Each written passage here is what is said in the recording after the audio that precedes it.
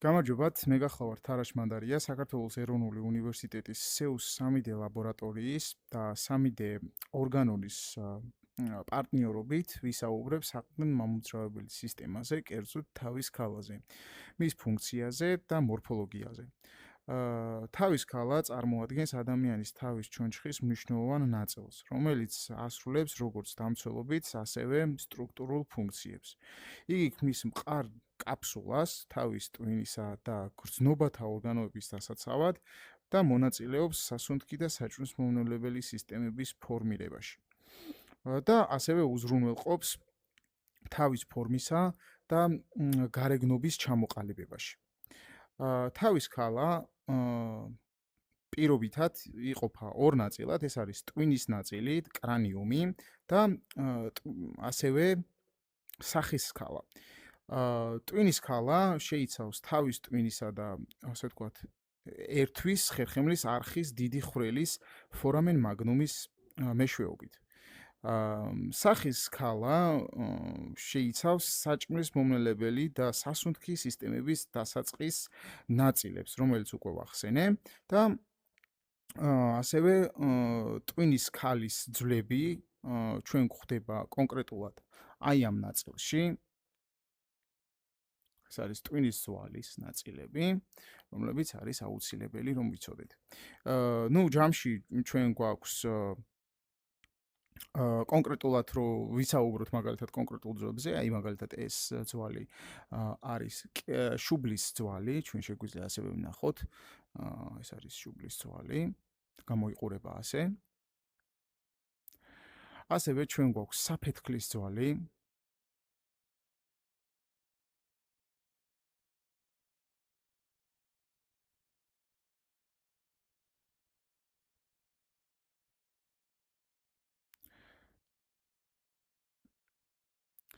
ეს გახლავთ კეფის ძვალი.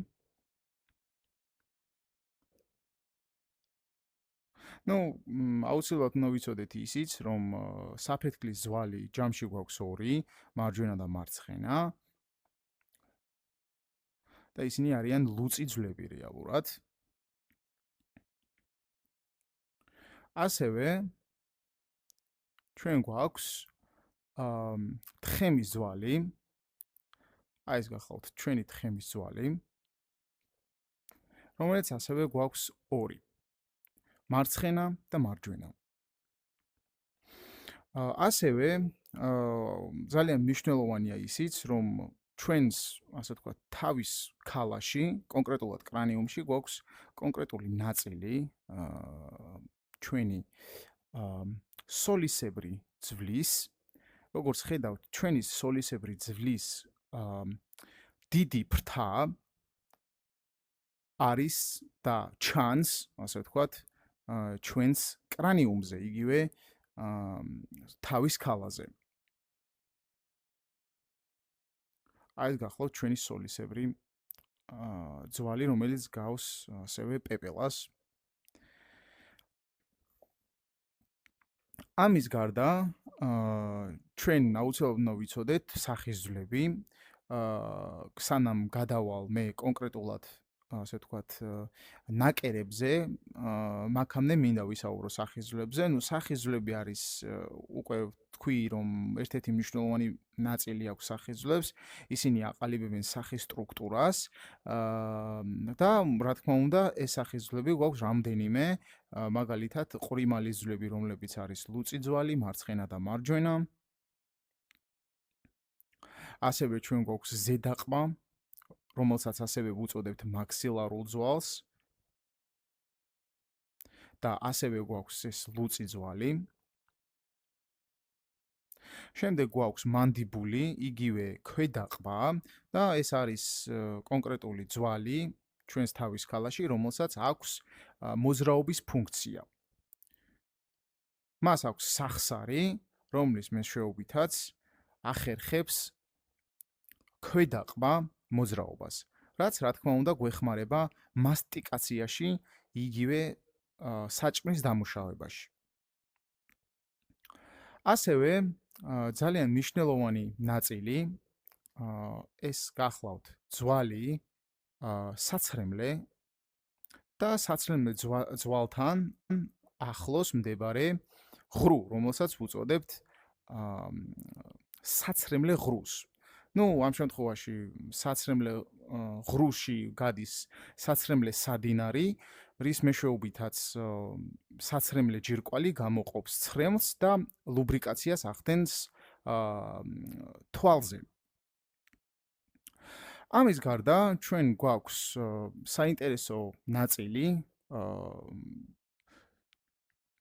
ცხვირის ძვალი, იგივე ნაზალური ძვალი და ნაზალური ძვალიც გვაქვს ორი.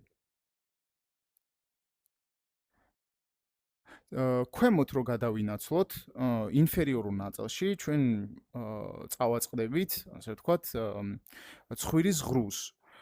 ცხვირის ღრუ იყოფა ამ კონკრეტული სისტემით, რომელსაც ქვია ვომერი. კონკრეტულად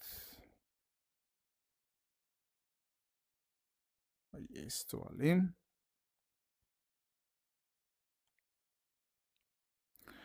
და ნუ ვომერს ჩვენ ვეძახით სახნის ძვალს, რომელიც ყოფს ჩვენს ცხვირს და ცხვირის ღრუს ორ ნაწილად, მარცხენა და მარჯვენა ნაწილებად. ასევე ჩვენ გვაქვს ქვედა ნიჟარა, ამ შემთხვევაში ქვედა ნიჟარაც გვაქვს ორი, მარჯვენა და მარცხენა. ნუ ანატომიურად თუ არსებობს ქვედა ნიჟარებიც, ასევე ჩვენ გვხვდება ზედა ნიჟარებიც ცხვირის ღრუში. ასევე სისტემები, რომლებიც არ ჩანს, ჩვენ გვაქვს სინუსები, იგივე ღრუები, რომლებიც არიან საკმაოდ ახლოს ცხვირის ღრუსთან და